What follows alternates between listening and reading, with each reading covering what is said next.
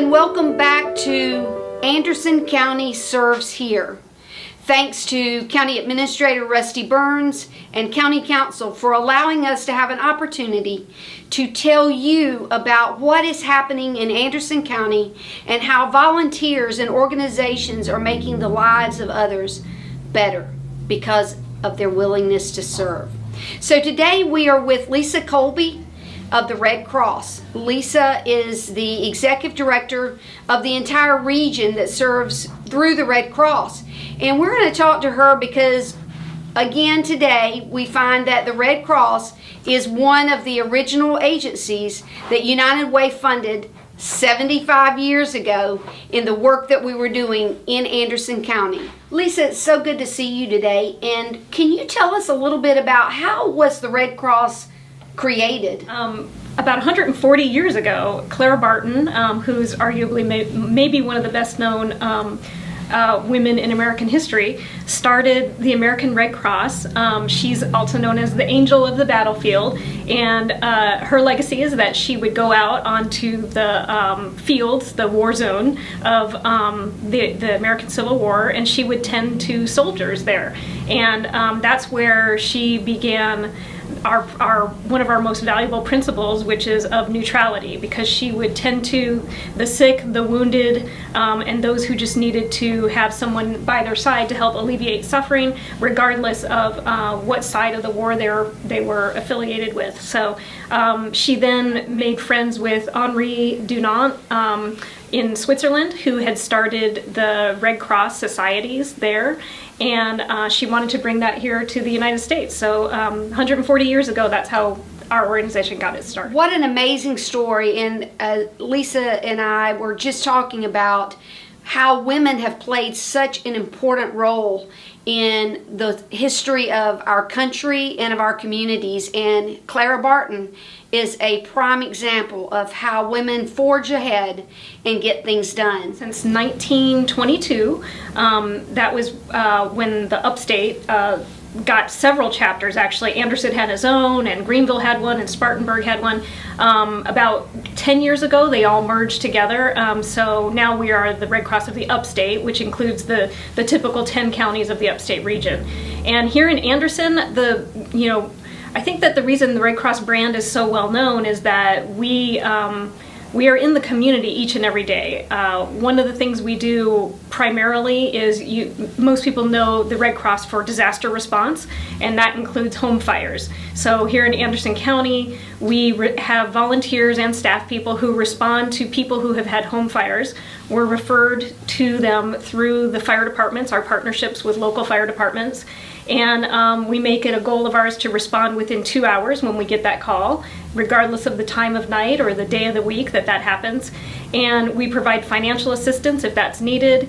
We help families connect to resources, to replace medications, to find an emergency place to stay, really whatever they need to get back on their feet. So that's primarily what we're known for, but we do a lot of other things too. We are a blood collector, and we supply blood to hospitals and clinics around the country, but also here in South Carolina. So we find it that, South Carolina is what's called an import state, in that we use more blood as a state than we can supply, meaning we have to bring blood in to meet patient need. So we hold blood drives mostly with community partners like churches, civic organizations, businesses, schools. So we will use their facilities, and we bring in the staff and the equipment and help recruit the donors to come donate blood. We also provide training services, so life-saving skills such as CPR, first aid, babysitting classes, water safety, aquatics, that kind of thing. And we have international programs where we will train people to deploy outside of the United States. Even though we're still the American Red Cross, we send internationally to countries that need help with infrastructure, emergency planning, vaccinations, really whatever the community needs are. So those are just some of the things we do. You might see our trucks and emergency response vehicles, because we are one Red Cross, and when a community is in need, whether it's Anderson County or outside of Anderson County, the coast of South Carolina and beyond, we train volunteers to respond to those disasters as well. So whether it be floods or tornadoes, we're there to help people recover, we case manage, and we get them back on their feet. Well, for 75 years, United Way has funded many different organizations, and it is a volunteer-driven process, but we are happy to support the Red Cross. While we support many organizations that help people who chronically find themselves in need of emergency assistance, I think it's important for us to realize with the Red Cross that so many of the families that are helped through the Red Cross, they've never needed assistance before, but they find themselves in an emergency situation most of the times in our community because they've lost their home. And isn't it wonderful that we have an organization, as Lisa's just talked about, that can reach out to these families when something that is so devastating happens to them, but there's someone there to meet their emergency needs. And so United Way is pleased to be a partner with the Red Cross, and we're so happy that Lisa's with us today. And I just want to ask another question. Based on the people who are watching, what kind of needs do you have as an organization right here in Anderson County? Of course, funding is always a need for every nonprofit organization, I'm sure. We don't receive government funding. A lot of people, because we're so closely associated, we're congressionally chartered to respond to disasters, but we don't receive federal funding for that work. So we have to raise every dollar we are able to use in assistance, in recruiting volunteers, in running those trucks, and setting up those shelters, in helping in feeding operations. We have to raise those dollars ourselves. So funding is also is probably our primary need. But the boots on the ground, the people to do the work, is also a huge need. We have throughout the Upstate a little over 300 active volunteers, and some of those volunteers have been working with us at 30, 40. We have a volunteer who's been around since, and she's in her 90s, and she's been around since she was a teenager. So we have long-time committed volunteers. You join the Red Cross family when you join the Red Cross, but it's not just for deploying to emergencies or getting up in the middle of the night to help people who have experienced a home fire. We have a variety of people. They help us with events. They help us set up events. We have fundraisers that they can help us with, whether it's decor or helping with the invitations and the mailing. So we have office assistants that help us. We have people that help us manage our fleet of cars and vehicles, so they make sure that the oil stays changed and the cars stay running. There's just a wide variety of opportunities. We also, one thing I forgot to mention in terms of our services is service to the armed forces. So that's another thing that Red Cross is proud to do, is that our military veterans, and as well as those who are in active duty, rely on Red Cross services. So if that's an area that you feel, or if you've been a veteran, you are a veteran yourself, that is an area that sometimes speaks to people's heart because they want to be able to support our troops. So we have case managers. We have a hero care line, we call it, and vets who are experiencing difficulties can call that, and we'll help connect them to services, financial assistance if they're eligible for that, and then also just compassionate care calls. We have people that sign up to work in partnership with the VA to check in on veterans, to make sure that they're doing okay. During the pandemic, a lot of people were isolated and still are isolated, so that's another volunteer opportunity we have. We have dozens of volunteer opportunities, and we need as many hands as we can get. So if someone does want to volunteer or make a contribution to the Red Cross, can you tell us how they would do that? Sure. We have a variety of ways you can do that. The easiest way is probably to go on redcross.org, and there's a donate now button and there's a volunteer button. So those will get you where you need to go. You can also call 1-800-RED-CROSS. Simple to remember that. You can also text Red Cross to 90999, and that gives a $10 donation. So that's a quick way to help us out. Now, in the last few segments, we have talked about something called the Legacy Dinner.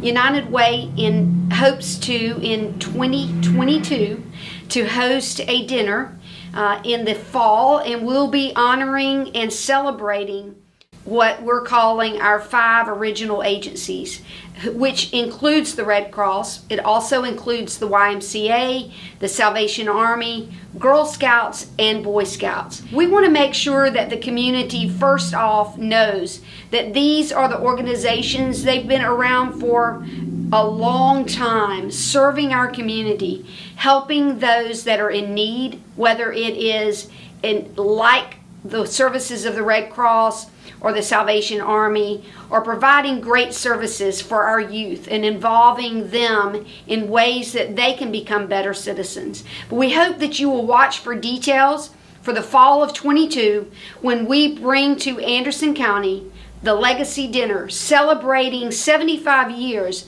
of United Way and our 5 original agencies.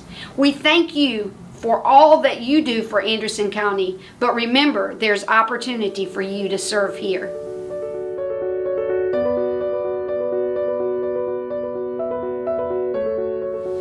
Early in my banking career, we had an opportunity to be involved with the Red Cross, and it kind of got in my blood. And from there, the Anderson operation of Red Cross sort of went into a decline, and I just thought that was unacceptable. And when I became the mayor, I really thought that was unacceptable, not to have a force like the Red Cross available to our community. So that's when I really rolled up my sleeves and decided to try to be a good volunteer for the Red Cross. And it paid off because we did get the attention of the Red Cross officials, and they did understand that Anderson was a very important market for a number of reasons. And it has been a partnership that I think has worked well for the Red Cross of the Upstate and also for Anderson. We have called on the Red Cross so many times for help for families who have been displaced by fires. I remember specifically when the hotel out on 187 caught on fire and there were so many people displaced. If we had not had a powerful Red Cross organization to step in and help those people, I don't know what we would have done. From a humane situation, that would have been a disaster. And of course everybody knows how the Red Cross responds when there's a natural occurrence like a hurricane or tornadoes or a flood, or everybody sees the evening news with the Red Cross prominently displayed. And it's easy to remember a hurricane or a tornado or a 100-year flood, but when you have just a little frame house burned to the ground and there's a family there with 2, 3, 4 small children, and they don't know where they're going to find a pair of blue jeans to put on, much less how they start their lives back over the next day. If we didn't have Red Cross, I don't know what we would do. And Anderson is very fortunate. And I have just always encouraged people to do the very best they can to support Red Cross, because every dollar that we donate comes back to this community. We are a net receiver of funds. We're not a net provider. Anderson is very fortunate that Red Cross never puts a limit on what can come back to your community. If they were, we'd be in trouble, because the Red Cross is a Santa Claus for Anderson County. Without their gifts, there would be some very bad situations.